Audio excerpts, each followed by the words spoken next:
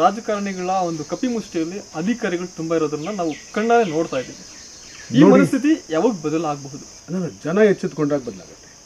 ಎಚ್ಚೆತ್ತು ಸಮಾಜವನ್ನು ಸೃಷ್ಟಿ ಮಾಡೋ ಜವಾಬ್ದಾರಿ ನಮ್ಮ ಮೇಲಿದೆ. ನಾವುಗಳು ಎಚ್ಚೆತ್ತು ಸಮಾಜವನ್ನು ಸೃಷ್ಟಿ ಮಾಡಬೇಕು. ಸಮಾಜಕ್ಕೆ ನಾವು ಸತ್ಯ ಹೇಳಬೇಕು. ನಾವು ಜಾಗೃತ ಪಡಿಸ್ಬೇಕು. ಇವ್ರು ನಿಮ್ಮನ್ನು ಲೂಟಿ ಮಾಡ್ತಿದ್ದಾರೆ, ಅಧಿಕಾರಿಗಳು ನಿಮ್ಮನ್ನು ಲೂಟಿ ಮಾಡ್ತಿದ್ದಾರೆ, ರಾಜಕಾರಣಿಗಳು ನಿಮ್ಮನ್ನು ಲೂಟಿ ಮಾಡ್ತಿದ್ದಾರೆ. ಆ ಲೂಟಿ ಮಾಡಿದವನು ಯಾವ ಪಾರ್ಟಿಯವನಾದ್ರೂ ಅಲ್ಲ. ಯಾಕೆಂದ್ರೆ ಎಲ್ಲಾ ಕಡೆ ಇರೋದು ಮನುಷ್ಯರೆಲ್ಲ. ಹೌದು. ಬಿಜೆಪಿಲಿ ನಾವು ಬಿಜೆಪಿಗೆ ಬೆರಳು ಮಾಡಿ ತೋರಿಸಿದ್ರು, ಕಾಂಗ್ರೆಸ್ ಬೆರಳು ಮಾಡಿ ಮನುಷ್ಯರೇ ಇದ್ದಾರೆ. ಅವರಲ್ಲಿ ಸ್ವಾರ್ಥಿಗಳು ಇರ್ತಾರೆ, ಉತ್ತಮರು ಇರ್ತಾರೆ. ಸೊ ಉತ್ತಮರಾದವರು ಯಾವುದೇ ಪಾರ್ಟಿಯಲ್ಲಿದ್ರು ಅವ್ರನ್ನ ಗೌರವಿಸಬೇಕು.